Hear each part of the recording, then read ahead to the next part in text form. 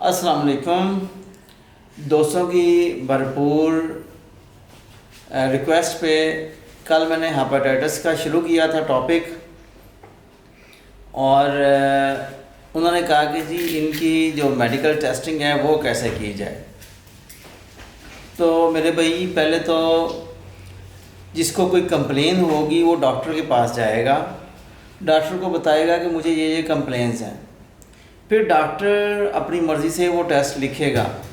अगर उसको रिक्वायरमेंट होगी कि हेपेटाइटिस का सस्पेक्टेड पेशेंट है तो पहले देखेंगे कि हेपेटाइटिस में सबसे पहले स्क्रीनिंग करेंगे हेपेटाइटिस बी और सी की, उसके बाद फर्दर टेस्टिंग होगी।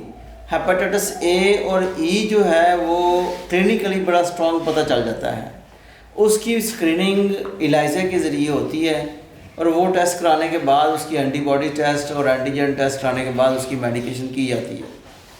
वो स्ट्रेट फारवर्ड एक ट्रीटमेंट है, उसका लाइन ऑफ एक्शन भी सिंपल है। और हेपेटाइटिस बी और सी उनकी जो ट्रीटमेंट है, उनका जो स्क्रीनिंग है वो करने के बाद उसकी फर्दर टेस्टिंग की जाती है कि ये हेपेटाइटिस बी और सी वाकई उस पेशेंट को है कि नहीं है। और स्क्रीनिंग के बाद इलाइजा करते हैं, उसकी वैल्यू देखते हैं ज़्यादा है कम है, उसके बाद उसका पीसीआर किया जाता है। हेपेटाइटिस बी का पीसीआर, हेपेटाइटिस सी का पीसीआर, दोनों में जो आए स्क्रीनिंग में पॉजिटिव उसके अकॉर्डिंगली उसका पीसीआर किया जाता है। वो पीसीआर पे अगर पॉजिटिव आता है तो उसकी ट्रीटमेंट शुरू की जाती है।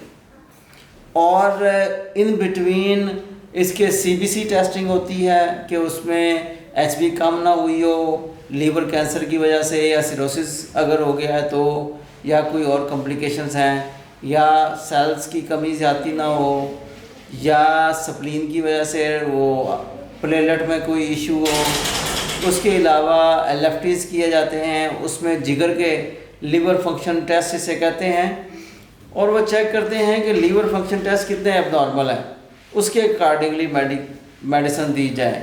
फिर अल्ट्रासाउंड किया जाता है, सीटी स्कैन, एमआरआई अगर डॉक्टर चाह रहा है वो करके देनी पड़ती है।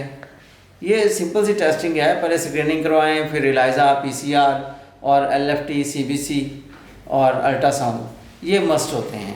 ये कराने के बाद फिर ट्रीटमेंट शुरू होती है और फिर आप हर महीने या 2 महीने बाद जब डॉक्टर रिक्वेस्ट करता है आपने टेस्टिंग रिपीट करानी होती है। Thank you.